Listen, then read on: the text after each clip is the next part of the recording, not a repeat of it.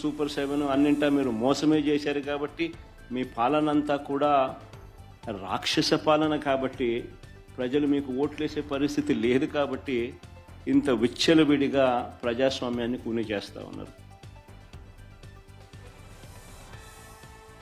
నేను అడుగుతా ఉన్న చంద్రబాబు నాయుడు, ప్రతి బూతుకు సంబంధించిన వెబ్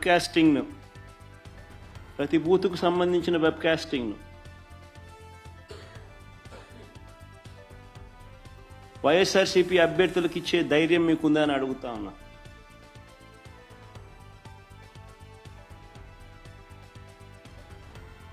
పోలింగ్ బూత్ ఆవరణల్లో సీసీ ఫుటేజ్ను ఇచ్చే ధైర్యం మీకుందా అని అడుగుతా ఉన్నా.